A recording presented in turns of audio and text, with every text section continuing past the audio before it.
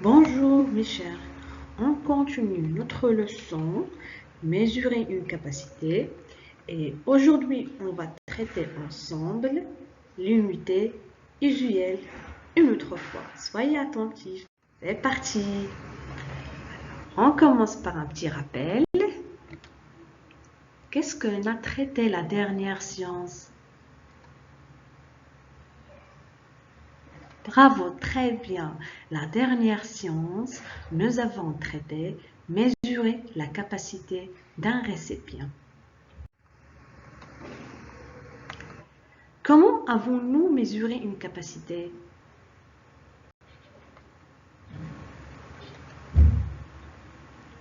Très bien.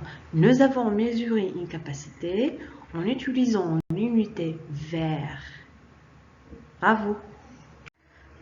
Aussi, Samia et Karim vont mesurer la même bouteille avec leur verre.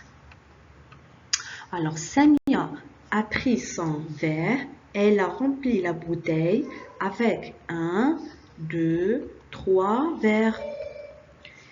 Et Karim a pris son verre, il a rempli la même bouteille avec 1, 2, 3, 4, 5 verres. Qu'est-ce que vous avez remarqué?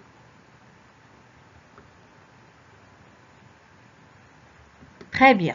Samia a rempli la bouteille avec 3 verres et Karim a rempli la même bouteille avec 5 verres.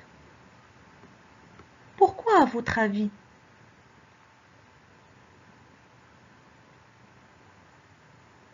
Bravo! Les verres n'ont pas la même capacité. Celui de Samia a plus de capacité que celui de Karim. Alors, pour avoir le même nombre, on ne va plus utiliser les verres, on utilise une unité standard connue par tous, qui est le litre. Maintenant, on va voir les unités de capacité. Alors, l'unité de mesure de la capacité est le litre, symbolisé par L. Pour mesurer les petites capacités, par exemple un verre, une canette ou une cuillère, on utilise des unités de mesure qui sont plus petites que le litre. La première, c'est le décilitre, des fois plus petit que le litre, on écrit DL. La deuxième, c'est le centilitre, c'est 100 fois plus petit que le litre, on écrit CL. Maintenant, on va voir les règles de conversion. Alors, les règles de conversion sont les mêmes que pour les mesures de longueur.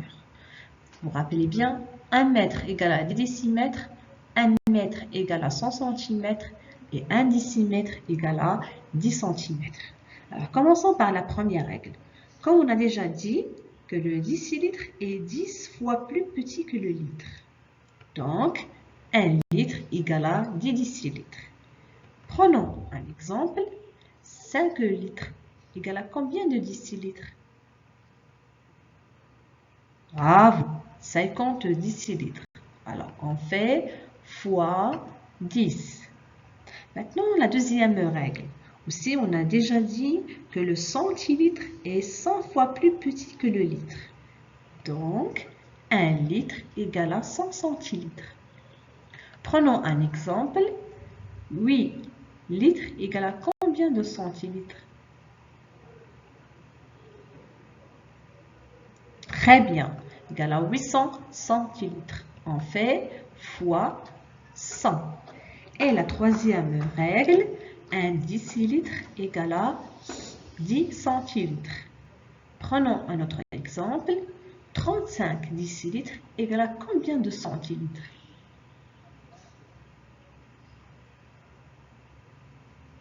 Bravo, 350 centilitres. Alors, on fait fois 10.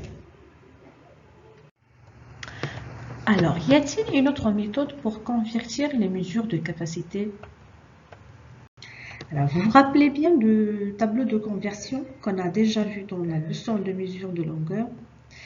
Alors, c'est le même principe.